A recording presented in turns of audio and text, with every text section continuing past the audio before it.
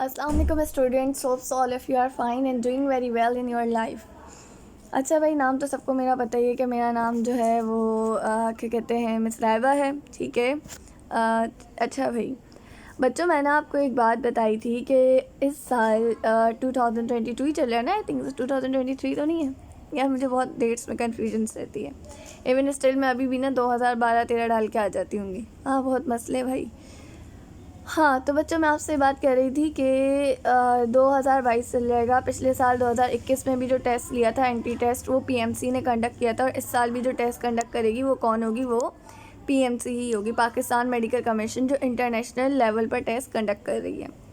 मेरा बेटा, एक बात याद रखना, अगर आप लोग अल्लाह ताला की खुशनुदी चाहते हैं ना, मतलब आप ये चाहते हैं कि अल्लाह ताला की रहमतें बरकतें आपके ऊपर नाज़िल हों, अल्लाह ताला आपको बहुत सारी चीज़ें दें, अल्लाह ताला आपको बहुत सारी कामयाबियाँ दे, क्योंकि अल्लाह ताला का एक नाम क्या है? या फ़त्ताहू। ठीक है, अल्लाह ताला बेशक फ़तह देने वाले हैं। ठीक है, अल्लाह ताला ही हमें इतना सुरखरू करते हैं, इतना आगे लेके आते हैं कि हम बहुत सारी चीज़ें जो हमारे जिसके हम कैपेबल नहीं हैं, हम वो कर जाते हैं।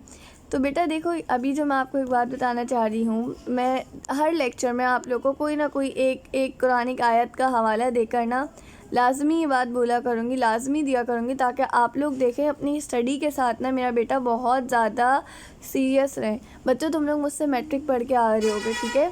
तो मैं नहीं चाहूँगी कि यहाँ पे मौजूद कोई भी बच्चा सेकेंड ईयर करने के बाद बोले मिस हमें तो पता नहीं था कि एंट्री टेस्ट के लिए इतना कम टाइम मिलता है, हम तो अभी इस लेवल पर ही नहीं आए। मेरा बेटा, जैसे मैं लेके चल रही हूँ ना वैसे चलो, इंशाल्लाह तुम लोग सब कर जाओगे। अच्छा भाई, हम लोग इस चैप्टर को जो स्टार्ट करेंगे, सेल चैप्टर है। वैसे आप लोग की सिंध बोर्ड की बुक के अंदर ये चैप्टर जो होगा, मेरा ख्याल है वो 4 हो सकता है या 3 हो सकता है, जो न्यू बुक आए। अभी न्यू बुक आई नहीं, तुम लोग का टाइम में वेस्ट नहीं कर रही, डायरेक्ट फेडरल टेक्स्ट बुक से पढ़ा रही हूँ, क्योंकि आगे एंट्री टेस्ट के लिए इम्पॉर्टेंट है। अच्छा भाई बच्चों, इस चैप्टर को जब कंप्लीट कर लोगे तो उसके बाद देखना कि यहाँ पे जो सारी चीज़ें लिखी हुई हैं सब तुम लोग को आ गई हैं, ठीक है? और इंशाल्लाह आ चुकी होंगी। मेरा बेटा, अब ज़रा थोड़ा सा आगे आ जाओ। एक बात याद रखना, जितना अच्छे से बुक को रीड करोगे उतने अच्छे MCQ सॉल्व कर सकोगे, क्योंकि बायोलॉजी में एक बात होती है, बायोलॉजी की होती है टर्म्स। जैसे फॉर एग्जांपल किसी वर्ड के आखिर में आ रहा है आइटस, बच्चे सोचेंगे यार आर्थराइटिस आ रहा है। आइटिस का मतलब क्या? आइटिस का मतलब है इन्फ्लेमेशन। ठीक है, तुम लोगों ने एक डिज़ीज़ पढ़ी थी, क्या कहते हैं, चैप्टर 1 गैसियस एक्सचेंज में मैट्रिक के अंदर, डैट इज़ ब्रोंकाइटिस। ब्रोंकाइटिस पढ़ी थी। ब्रोंकाइटिस में आइटिस का मतलब क्या था? इन्फ्लेम होना। और क्या इन्फ्लेम हो रहा था? आपके जो ब्रोंकियोल्स थे वो इन्फ्लेम हो रहे थे, ऐसा ही था।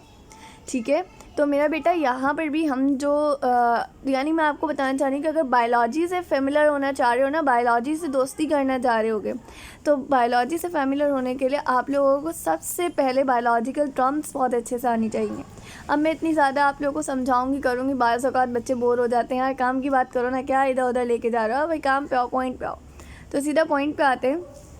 According to PMC you have 4 topics. मैंने आपको बताया था सेल वॉल, साइटोप्लाज्म और उसके ऑर्गेनल्स। ऑर्गेनल्स में सब आ जाएंगे, nucleus, endoplasmic reticulum, Golgi apparatus, lysosomes, plastids, chloroplast, vacuole, फिर प्रोकैरियोट और यूकैरियोट की तमाम चीज़ें, उनके डिफरेंसेस स्ट्रक्चर के लिहाज से, हर तरह से, और फ्लूइड मोजाइक मॉडल। ठीक है, अब मेरा बेटा, मैं आप लोगों को जब उस टॉपिक पे आएंगे ना, मैं तब आपको बता दूंगी कि भाई ये टॉपिक्स जो हैं ये और अच्छे से पढ़ना। बाकी सब तो अच्छे से पढ़ोगे ही, लेकिन उन टॉपिक्स को और अच्छे से पढ़ना। Now you are quite familiar with the word cell. आप सभी लोग फेमिलियर हो ना द वर्ड सेल से। सेल क्या है मेरा बेटा? Cell basic unit of life है। सेल क्या है? बेसिक यूनिट ऑफ लाइफ है। 19th सेंचुरी से जो बायोलॉजिस्ट है ना, वो बिलीव करते हैं, उन्होंने, आप ये समझ लीजिए, एक थ्योरी दी थी जिसको हम कहते हैं सेल थ्योरी, जो 3 साइंटिस्ट ने मिलके दी थी।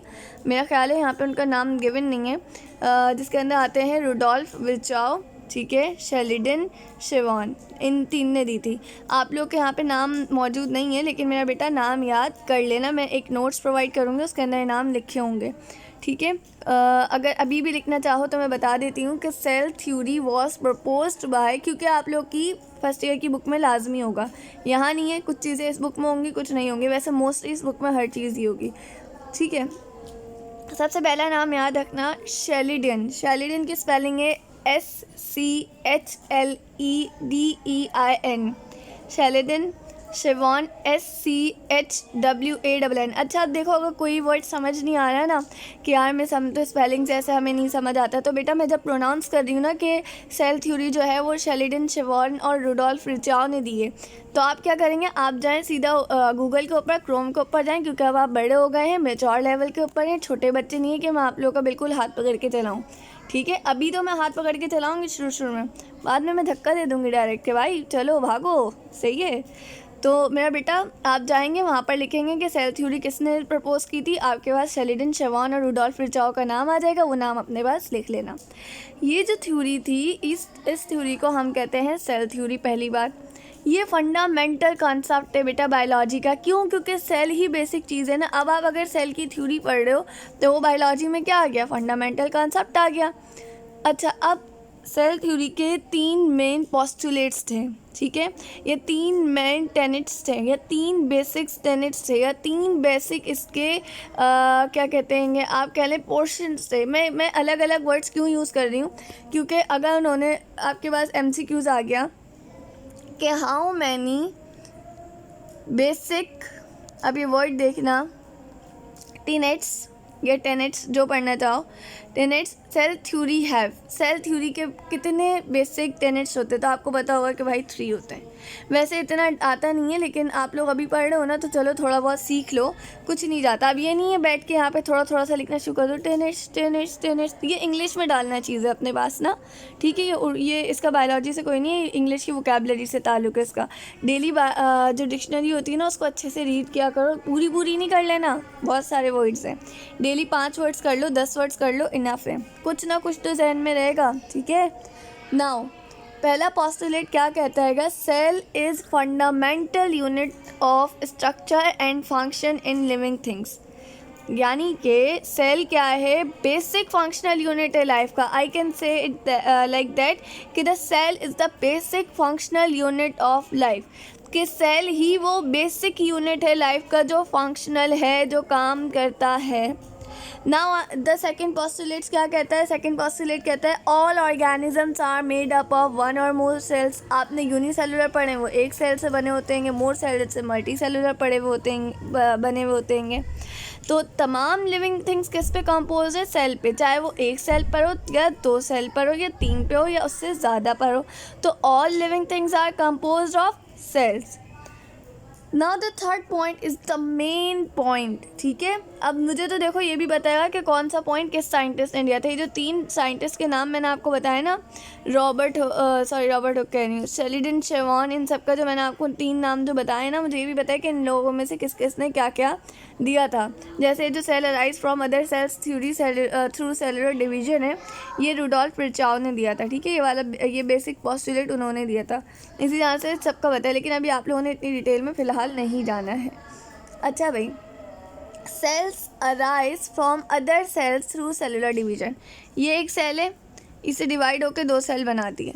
ये एक सेल है, इसने डिवाइड होकर यहाँ 2 सेल बनाए और इससे डिवाइड होकर यहाँ 2 सेल बनाए, यानी कि पहले एक सेल से 2 सेल बने, फिर उन 2 सेल से आगे 4 सेल बने। ऐसा ही हो रहा है, पहले 1 से 2 बने, फिर 2 से 4, फिर ये 4 आगे कितने बनाएंगे, ज़रा लगा लो, ये 4 आगे बनाएंगे 8। ऐसा ही है।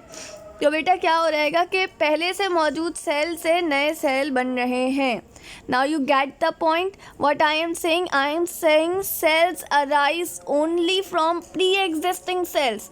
सेल्स उन्हीं में से आते हैं जो पहले से एग्जिस्ट करे हुए सेल्स होते हैं ना, प्री एग्जिस्टिंग सेल्स होते हैं, उन्हीं से आते हैं थ्रू सेलुलर डिवीजन के थ्रू, ठीक है। Now, this chapter will help you to become familiar with the structure of cells and how they work, and also the basic techniques essential for cell study. इसके अंदर आप बहुत सारी basic चीज़ें पढ़ेंगे। उससे पहले कुछ बेसिक चीज़ें मैं आपको बता देती हूँ।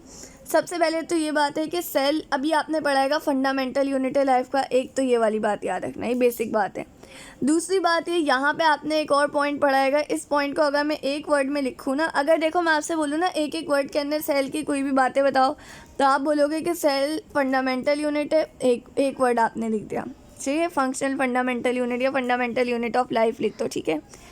इस पूरे पॉइंट को आप एक लफ्ज़ में कैसे लिखोगे, आप लिखोगे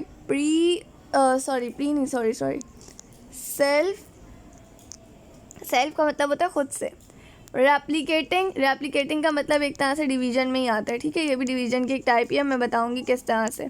रेप्लिकेटिंग की स्पेलिंग ना नेट से ज़रा देख लेना, वैसे इसकी स्पेलिंग होती है REPLICATING, रेप्लिकेटिंग स्ट्रक्चर, यानी कि सेल्फ रेप्लिकेटिंग स्ट्रक्चर, यानी कि खुद से रेप्लिकेट कर सकता है, ठीक है। फिर तमाम ऑर्गेनिजम्स इस पे कंसिस्ट हैं। इसके अलावा सम ऑर्गेनिल्स जो होते हैं वो प्रेजेंट होते हैं यूनिसेलुलर में, अदर्स आर मल्टी सेलुलर में, यानी कि अगर कोई ऐसा हैगा जो यूनिसेलुलर में पाया जा रहा है, लेकिन हो सकता है मल्टी सेलुलर में ना हो सकता है कोई मल्टी सेलुलर में पाया जा रहा हो वो यूनिसेलुलर में ना हो। ये मैंने एक बात आपको कॉमन पॉइंट बता दिया। मेन पॉइंट क्या था, फंडामेंटल यूनिट है लाइफ का, दूसरा सेल्फ रेप्लिकेटिंग है। अच्छा देखो, सेल थ्योरी तो हमने पढ़ ली कि हमें जो 3 बेसिक पोस्टुलेट्स थे किसने दिए थे, शेल्डन शेवॉर्न और रुडोल्फ विर्चाउ ने। अब बात ये आती है कि सेल्स को सबसे पहले डिस्कवर किसने किया था। बेटा सेल को सबसे पहले डिस्कवर किया था रॉबर्ट हुक ने। मैं ये चीज़ें MCQs में दूंगी, रिमेंबर।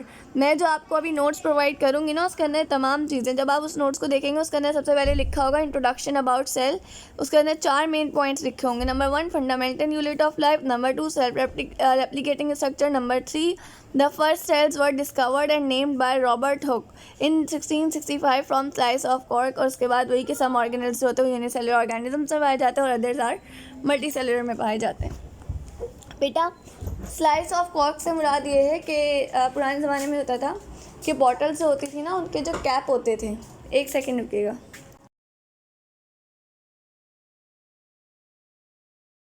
हाँ पुराने ज़माने में होता था कि विनेगर की बॉटल हो गई, कोई भी बॉटल हो गई ना, उसको बंद करने के लिए जो ढक्कन यूज़ किया जाता था ना, जो कॉर्क की यूज़ की जाती थी, वो लकड़ी का एक पीस होता था जिसको हम कॉर्क कहते थे। तो रॉबर्ट हुक ने क्या किया, उस कॉर्क के पीस को काटा, और जब काटा ना तो देखा उसके अंदर ना बहुत सारे ना छोटे छोटे से ना कंपार्टमेंट्स थे, होल थे बहुत सारे खाली से, जैसे एक मक्खी का वो होता है ना, क्या कहते हैं उसे, छत्ता जो होता है, छत्ता ही कहते हैं ना यार, इतनी अंग्रेज़ नहीं हूँ मैं, क्या कहते हैं उसे इंग्लिश में, मुझे भी याद नहीं आ रहा। तो वो इसी तरह का कुछ होता है, देखा आपने ऐसा, जैसे ये हैगा और उसके अंदर बहुत सारे होल्स हुए वो, ऐसा लगता हैगा कि बहुत सारे घर थे इसके अंदर, पहले उसके अंदर कोई रहता था, ऐसा ही होता हैगा। तो उसने कहा कि ये जो कंपार्टमेंट्स है ना, ये जो होल्स हैंगे, ये हमारे पास जो खाने हैं ना, ये सेल्स हैं, ठीक है। उस टाइम उन्होंने और किसी चीज़ में सेल डिस्कवर नहीं किया था। फिर आए कौन आए, फिर आए यही शेल्डन शेवॉर्न और रुडोल्फ विर्चाउ। तो शेल्डन शेवॉर्न ने ये बताया, जैसे मेरा ख्याल है जो शेल्डन थे उन्होंने ये बताया था कि ना सेल जो है वो बेसिक यूनिट है लाइफ का। उन्होंने स्टडी करी थी मेरा ख्याल है प्लांट की, अगर इनमें एक बॉटनिस्ट है और एक जूलॉजिस्ट है, ठीक है, मुझे इतना भी याद नहीं आ रहा। तो एक ने स्टडी किया था प्लांट सेल, तो उसने बताया था कि भाई प्लांट के अंदर भी ना मतलब उसने प्लांट का एक पार्ट स्टडी किया था, तो उसने बताया था कि प्लांट के अंदर भी सेल पाया जाता है, ठीक है। एक था उसने एनिमल को स्टडी करी, उसने बताया हाँ भाई एनिमल के अंदर भी सेल पाया जाता है। तो फिर इस तरह से पता चला कि भाई तमाम लिविंग थिंग्स जो हैं वो कंपोज होते हैं सेल पर, और सेल बेसिक यूनिट है। फिर आई रुडोल्फ विर्चाउ, इन्होंने देखा कि सेल किस तरह से डिवाइड हो रहेगा, तो उन्होंने 3rd पॉइंट दिया, ठीक है। Now you got it, now आगे आ जाओ। Techniques used in cell biology. Cell biology के अंदर कौन सी टेक्निक्स यूज़ होती हैं, to know the structure and functions of cells etcetera in cell organelles, some of the techniques will be discussed here in brief. अच्छा सुनो, अगर हमने सेल के स्ट्रक्चर और फंक्शन को पढ़ना है तो हम सेल के कुछ ऑर्गेनेल्स को बहुत डिटेल में स्टडी करेंगे। हम चाह रहे हैं ना हमें सेल को स्टडी करना है, तो मेरा बेटा मैं क्या करूँगी, मैं सेल के अंदर जो जो चीज़ें मौजूद है उसको अच्छे से पढ़ूँगी ना, जो जो चीज़ें वो उसके अंदर मौजूद है ना, उसको हम कहते हैं सेल ऑर्गेनेल्स। मैं एक एक चीज़ तुम लोग को बहुत बच्चों की तरह पढ़ा रही हूँ। इसका मकसद यही है कि इसको अपने पास लिख लो, चाहे उर्दू में लिख लो कि सेल के अंदर जो कुछ पाया जाएगा वो सेल ऑर्गेनेल्स होंगे। अब चाहे वो राइबोसोम हो, चाहे एंडोप्लाज्मिक रेटिकुलम हो, चाहे न्यूक्लियस हो, चाहे साइटोप्लाज्म हो, कुछ भी हो, ठीक है। सेल फ्रैक्शनेशन क्या है बेटा? Cell fractionation is the combination of various methods used to separate a cell organelle and a components based upon size and density. भाई देखो, एक सेल है ना, उसके अंदर क्या क्या चीज़ें पाई जाएंगी, ज़रा गौर से सुनना, ये याद नहीं रखना भी, पहले गौर से सुनो। क्या क्या पाए जाएंगे उसके अंदर? पाया जाएगा nucleus, ribosomes, endoplasmic reticulum, mitochondria और सेंट्रियोल्स और क्या कहते हैं वैक्यूल्स, ये तमाम चीज़ें उसके अंदर पाई जाएंगी। बहुत सारे ऑर्गेनेल्स होंगे उसके अंदर, ठीक है।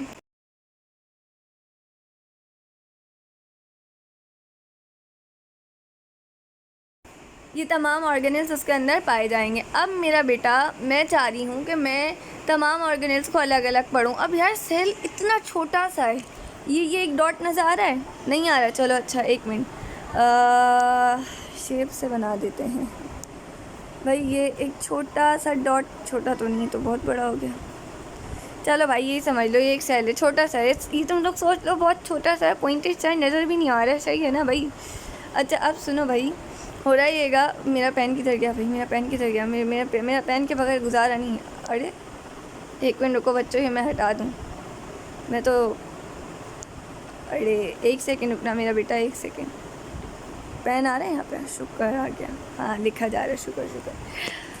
बेटा देखो, मैं ये कह रही हूँ कि अगर मैंने सेल के ऑर्गेनेल्स को अलग करना, मैं चाह रही हूँ कि पहले मैं राइबोसोम्स को पढ़ूँ, फिर मैं जो है यानी मैं चाह रही हूँ सेल के अंदर जो कुछ पाया है ना, जो कुछ मौजूद है उसको मैं अलग अलग स्टडी करूँ।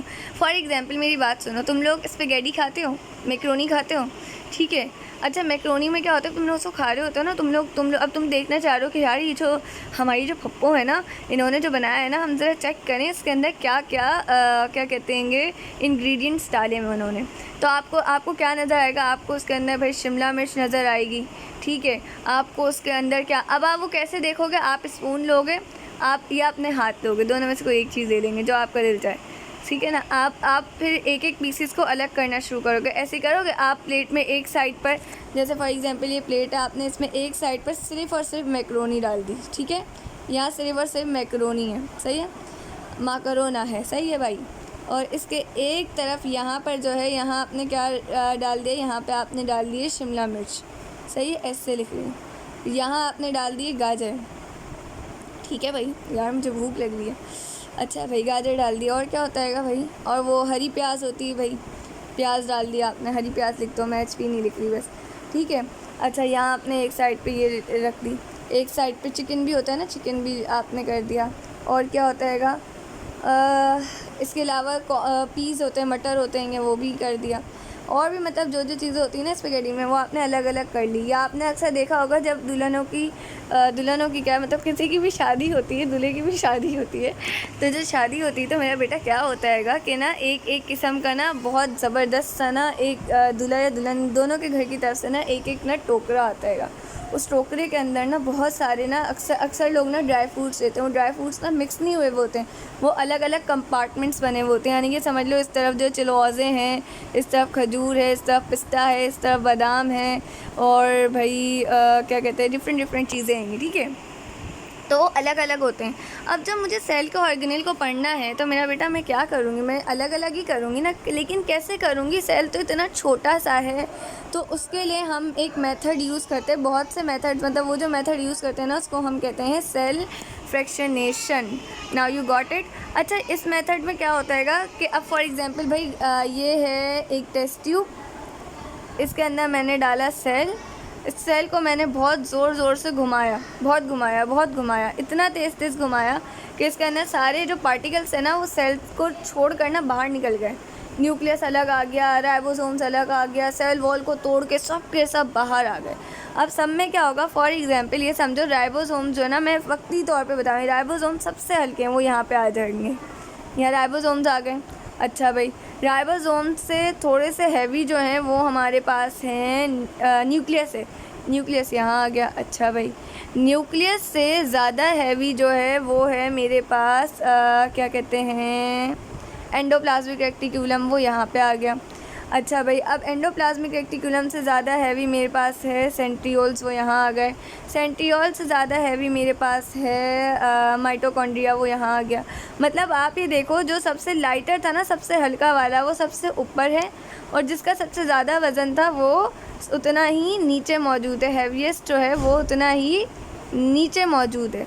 तो मेरा बेटा ये जो मैंने और जो सबसे नीचे मौजूद है, जाहिर सी बात है वो उसका वज़न ज़्यादा है, तो जाहिर सी बात है उसका साइज़ भी ज़्यादा होगा ना, और उसकी डेंसिटी भी ज़्यादा होगी। डेंसिटी हमारे पास क्या होती है, डेंसिटी हमारे पास होती है, क्योंकि मैं जो हूँ सिर्फ़ और सिर्फ बायोलॉजी नहीं पढ़ाती, मुझे अच्छा खासा एक्सपीरियंस फिज़िक्स और बायोलॉजी उसमें भी है, केमिस्ट्री में मुझे पसंद है यार, बहुत पसंद है मुझे, मैथ भी बहुत पसंद है, इंटीग्रेशन डेरिवेटिव्स ये वो, ठीक है। तो हमारे पास डेंसिटी क्या होती है, D = M/V। Mass upon volume. यार मिस ये हमको पता है, कोई नई बात करो, ये नर्सरी का बच्चा भी बता देगा। यार क्या करूँ, मेरा लेवल अभी तो नहीं है ना। तो वही देखो, मास अपॉन वॉल्यूम का मतलब क्या आएगा कि उसका मास कितना है, उसका वज़न कितना और कितनी जगह घेर जाएगा, उसको हम क्या कहते हैं, डेंसिटी। तो जाहिर सी बात है, अगर वो जो माइटोकॉन्ड्रिया उसका मास ज़्यादा है, उसका वॉल्यूम ज़्यादा है, तो मैं ये बोलूँगी ना उसकी डेंसिटी ज़्यादा है, ठीक है। और साइज़ पे भी डिपेंड करता हैगा। एक चीज़ आ गई। तो अब आपने देखा कि सेल्फ एक्शनेशन में क्या हो रहेगा। हमने टेस्ट ट्यूब लिए, कांच की एक ट्यूब होती है, उसके अंदर सेल को डाला, उसको घुमाया, खूब घुमाया, खूब घुमाया, खूब चक्कर दिए। एक सेंट्रीफ्यूग वो होती है कि क्या कहते हैं, मशीन होती है, उसके अंदर मैं दिखाऊंगी तुम लोग को, वीडियो लिंक दूंगी, देख लेना वो अपने उस पर ना। तो अच्छा देखो, हमने क्या किया, हमने उसको खूब घुमाया, खूब घुमाया, तो हमारे पास ये सारे कंपार्टमेंट्स अलग होके आ गए, ठीक है। अब होता है क्या, ये मैंने आपको बेसिक चीज़ समझा दी, ये वाली जो पूरी लाइन थी ना, ये पूरी लाइन मैंने आपको समझा दी।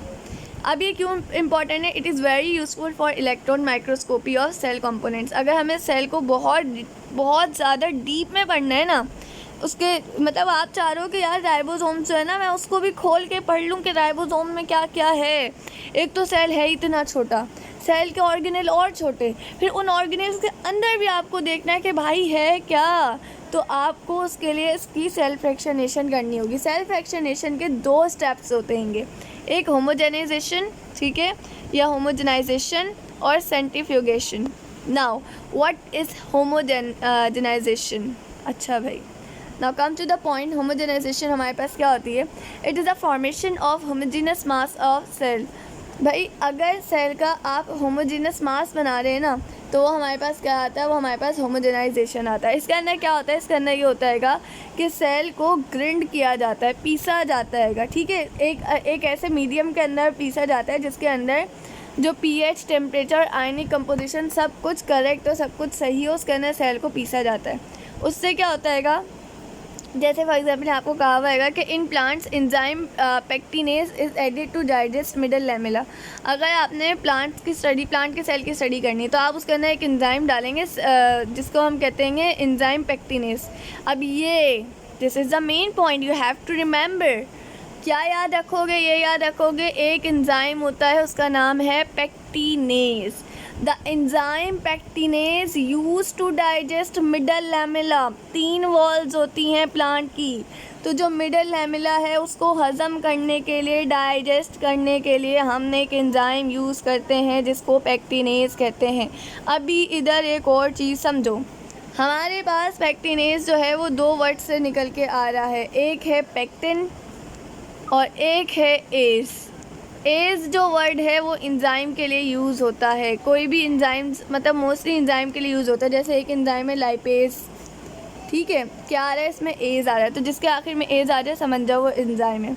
और ये एंजाइम किसको डाइजेस्ट करेगा, मिडल लैमेला में जो मौजूद पेक्टिन है ना, उसको डाइजेस्ट करेगा। Now you got the point. हाँ भाई बच्चों, लिखो अपने पास ये लाइन कि plants enzyme pectinase is added to digest middle lamella.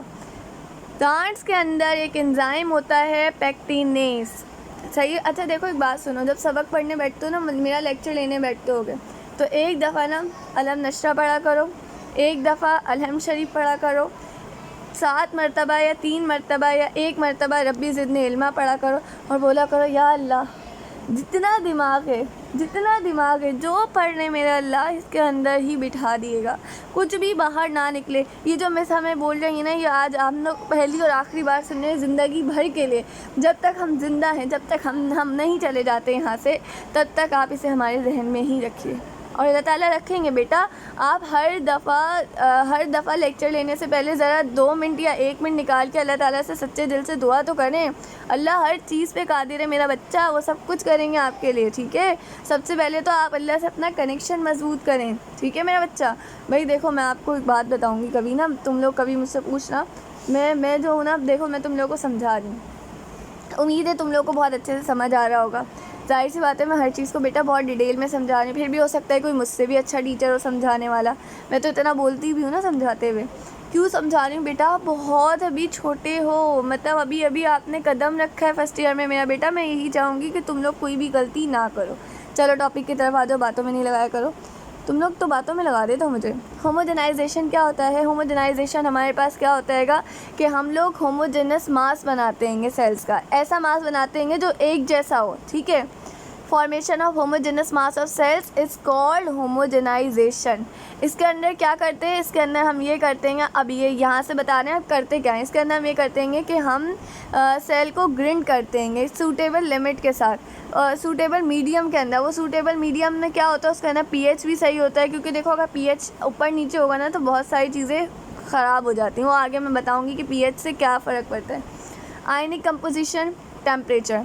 फिर मैंने बताया कि प्लांट का एक एंजाइम है जिसका नाम पेक्टिनेज है। ये एंजाइम जो है वो मिडल लैमेला के अंदर मौजूद पेक्टिन को डाइजेस्ट करता है, जिसकी वजह से जब जाहिर है मिडल लैमेला के मेन चीज़ पेक्टिन को ही हजम कर दिया इसने, तो मिडल लैमेला तो ख़त्म, खल्लास, finish, tata, bye bye.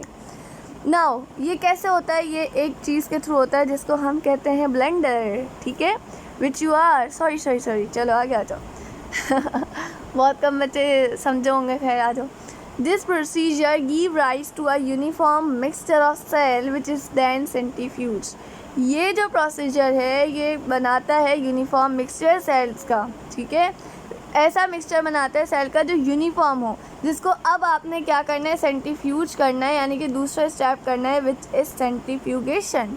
Now what is centrifugation? Now come to the point.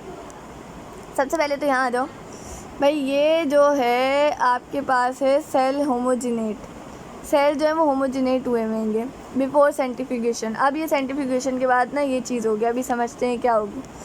Centrifugation is a process to separate substances on the basis of their size and densities under the influence of centrifugation. Teacher क्या बोला? दोबारा से सुनो बेटा, मैं कह रही हूँ centrifugation is the process, centrifugation एक प्रोसेस है to separate substances on basis of their size and densities. जो मैंने अभी ऊपर बताया था कि सेंट्रीफ्यूगेशन एक ऐसा प्रोसेस है जो सब्सटेंसेज को उनके साइज़ और उनकी डेंसिटी के हिसाब से क्या करेगा? अरेंज कर देगा, ठीक है। ये समझ लो, सेपरेट कर देगा, अलग कर देगा। और कैसे करेगा? किसके इन्फ्लुएंस में करेगा? किसके इससे करेगा? सेंट्रीफ्यूगल फोर्स के ऊपर से। सेंट्रीफ्यूगल फोर्स में उसके ऊपर कैसे लगाऊंगी कि मैं इस टेस्ट ट्यूब को ना एक मशीन के पास रखूँगी, एक मशीन से अटैच करूँगी, मशीन में रखूँगी जिसका नाम है सेंट्रीफ्यूज। ये मशीन क्या करेगी? This machine can spin the tubes at very high speed. ये इन ट्यूब्स को खूब चक्कर देगी, खूब घुमाएगी, बहुत हाई स्पीड पे घुमाएगी। Spinning the tubes exerts a centrifugal force on the contents. जो जब ट्यूब्स घूम रही होगी ना तो उसके अंदर एक किस्म की फोर्स जनरेट होगी जिसको हम कहते हैं सेंट्रीफ्यूगल फोर्स। अब देखो दो तरीके हैं सेंट्रीफ्यूगल फोर्स लगने के। एक तो है डेंसिटी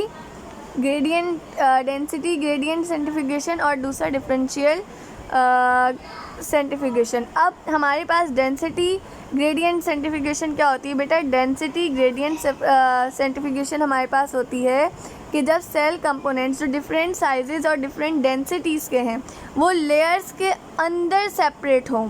मतलब यहाँ आ जाओ ज़रा समझो, मैंने एक टेस्ट ट्यूब बना के दिखाई थी। मैंने बताया था यहाँ पे सबसे हल्का आ रहेगा एंडोप्लाज्मिक रेटिकुलम, उसमें नीचे राइबोसोम आ रहा है, फिर नीचे न्यूक्लियस आ रहा है, फिर नीचे माइटोकॉन्ड्रिया आ रहा है। ये मैं गलत बता रही हूँ कि ये हैवी हल्का है, तो मैं अपने बात से अभी बता रही हूँ, अभी आगे बताऊँगी कि कौन सा हैवी क्या हल्का है। तो ये जो लेयर्स में आ रहे हैं ना, इसको हम क्या कहते हैं मेरा बेटा? इसको हम कहते हैं डेंसिटी ग्रेडियंट सेंट्रीफ्यूगेशन, ठीक है। इसके अंदर क्या होता है? जो अपर लेयर होती है ना, सबसे ऊपर वाली, उसके अंदर वो एलिमेंट्स होते हैं, वो पार्टिकल्स, वो सेल के ऑर्गेनेल्स होते हैं जो कम डेंसिटी वाले होते हैं, ठीक है, जिनका मास भी कम होता है, सही है। और जो लोअर लेयर्स में होते हैं, नीचे सबसे नीचे तह में मौजूद होते हैं, वो होते हैं जो ज़्यादा डेंसिटी वाले होते हैं। यहाँ पे लिखा हुआ भी है कि सेंट्रीफ्यूगेशन में क्या होता है? Smaller and less dense component. ऊपर जो है वो स्मॉलर ऐसे एलिमेंट्स हैं जो छोटे हैं और डेंस है, भारी हैं, ठीक है। और नीचे वो हैं जो हैवी हैं। देखो पता चल रहा है ना? यहाँ देखो पहले ये सब कैसे थे, अब देखो ग्रीन वाले सारे नीचे आ गए। और पहले ग्रीन कलर का लिक्विड था, अभी कुछ येलो कलर का लिक्विड आ गया, यानी कि जितना भी हैवी मटेरियल था वो नीचे आ गया और ऊपर कैसा है? हल्का मटेरियल है, लाइट मटेरियल है। Now in differential centrifugation, the size and shape of particles determines how fast it settles. Differential centrifugation में क्या होता हैगा कि पार्टिकल्स के साइज़ और शेप जो होते हैं ना वो ये बताते हैं कि वो कितने जल्दी से बैठेंगे, ठीक है। A series of increasing speed can be use at each step. The content which settles in the bottom of the tubes are called pellet. देखो सबसे जो नीचे जो जमा हो जाएंगे ना लार्जर और डेंस मॉलिक्यूल्स, उनको हम कहते हैं pellet. And those that remain suspended above in the form of liquid, और ऊपर देखो ये थोड़े से ना सॉलिड्स से होंगे। पैलेट जो है ना वो सॉलिड्स से होंगे। पैकेट्स होते हैं ना, पैलेट का मतलब बेसिकली होता है पैकेट्स, ऐसा पैकेट होता है। सॉलिड से पैकेट्स होंगे जो नीचे बैठ जाएंगे जैसे ये आपको नज़र आ रहा है, और लिक्विड सारा ऊपर आ जाएगा। जो लिक्विड है ना उसको हम कहते हैं सुपरटेंट, और जो नीचे आ जाता है उसको हम कहते हैं पैलेट, ठीक है। After each speed the supernatant can be drawn off and centrifuge again. अब उसके बाद क्या होता है, हम क्या करते हैं, हम ना दोबारा से सुपरटेंट जो होता है ना लिक्विड उसको अलग कर लेते हैं, और ये जो पैलेट होता है ना इसको फिर सेंट्रीफ्यूज करते हैं, फिर घुमाते हैं। तो ये जो सीरीज़ होती है ना, सीरीज़ ऑफ पैलेट्स जो होती है, इसके अंदर मौजूद होते हैं सेल ऑर्गेनल्स, ठीक है। सेल के छोटे छोटे से ऑर्गेनल्स मौजूद होते हैं। तो वो क्या होते हैं, वो और छोटे होते जाते हैं और अपने साइज़ के हिसाब से आते जाते हैं, और हम उनको सेपरेट करते रहते हैं। जैसे ऊपर जो लिक्विड आ गया ना, ये कोई ऑर्गेनल होगा जो बहुत हल्का होगा। अब मैं इसको दोबारा घुमाऊंगी ना तो पैलेट्स टूटेंगे, इनके अंदर से और छोटे छोटे ऑर्गेनल्स निकलेंगे। जो हैवी होंगे वो नीचे बैठ जाएंगे, और जो ज़्यादा भारी हल्के जो हैवी होंगे वो नीचे बैठ जाएंगे, और जो हल्के होंगे वो यहाँ ऊपर आ जाएंगे। इसको मैं किसी भी ट्यूब के किसी भी चीज़ के अंदर, डिश के अंदर निकाल के रख लूँगी। हो सकता है मैंने डिश में जो निकाला हो सबसे पहले वो राइबोसोम्स हो, सबसे हल्के वाले हों। दूसरी वाली में जो हो वो एंडोप्लाज्मिक रेटिकुलम हो। फिर मैंने घुमाया, फिर जो निकला वो न्यूक्लियस आ गया, ऐसे, ठीक है। अब मेरी बात समझ आई हो? अच्छा भाई, ये क्या है, साइंस टिटबिट्स। अच्छा भाई, साइंटिफिकेशन के दौरान क्या होता है, ये वैसे आपको याद नहीं करना है, पढ़ लेना, मज़ा आता है। वैसे ये आएगा आगे, याद करना होगा इसे। चलो मैं बता देती हूँ इसमें क्या याद करना होगा। एमकेट के हिसाब से इम्पॉर्टेंट है, एमकेट में याद करना पड़ता है। ड्यूरिंग सेंट्रीफ्यूगेशन के दौरान क्या होता है, जो बड़े पार्टिकल्स होते हैं ना वो सेडिमेंट हो जाते हैं, नीचे बैठ जाते हैं। सेडिमेंट का मतलब होता है जाओ आराम से नीचे बैठ जाओ, फास्ट तेज़ी से चले जाते हैं, सही है। और हायर सेडिमेंटेशन जो होती है ना वो उसकी कोफिशिएंट, उसकी वैल्यू देती है। मतलब कोई एलिमेंट कितना तेज़ी से नीचे जाके बैठेगा, सेडिमेंट करेगा, इसकी एक वैल्यू होती है जिसको ना एक साइंटिस्ट ने दिया था, सेफ्टबर्ग ने। इसको हम एस वैल्यूज़ भी कहते हैं। बेटा ये याद रखना, आगे याद आएगा जब एमकेट पढ़ोगे ना कि यार मिस ने हमें क्या चीज़ पढ़ाई थी। Sedimentation coefficients are however not additive. Sedimentation rate does not depend only the mass or volume of a particle. When two particles bind together, there is inevitably a loss of surface area. Thus, when measured separately, will have the same Seberg values that may not add up to that of bound particles. This is notably the case with the ribosomes. नहीं, देखो आपसे कहने कि जब देखो हमारे पास sedimentation होता है ना, तो सेडिमेंटेशन जो होती है ना वो मास वॉल्यूम पार्टिकल पे डिपेंड नहीं करती है। हो सकता है कि दो पार्टिकल साथ बाइंड कर जाएं और उनका जो सरफेस एरिया हो जाए वो कम हो जाए, लॉस कर जाए। जैसे इन्होंने यहाँ पे आपको एग्जांपल दी हुई है कि राइबोसोम्स की। इन्होंने कहा राइबोसोम जो होते हैं उनकी अगर हम उनकी जो है सेडिमेंटेशन कोफिशिएंट यानी उनकी जो एस वैल्यू अगर हम वो निकालें तो एक हमारे पास होते हैं 70 एस राइबोसोम्स, जो कहाँ से आते हैं, जो बैक्टीरिया के अंदर पाए जाते हैं। यानी कि बैक्टीरिया के अंदर जो राइबोसोम्स पाए जा रहे हैं उनकी सेडिमेंटेशन नीचे बैठने की जो वैल्यू है वो कितनी है, 70 एस से, ठीक है। अच्छा भाई, और ये बेसिकली क्या है, एक्चुअली है सेडिमेंटेशन कोफिशिएंट ऑफ सेफ्टबर्ग। मेन चीज़ जो याद रखनी है ना वो याद रखनी है कि सेडिमेंटेशन वैल्यूज़ जो होती है ना ये सेफ्टबर्ग ने दी थी।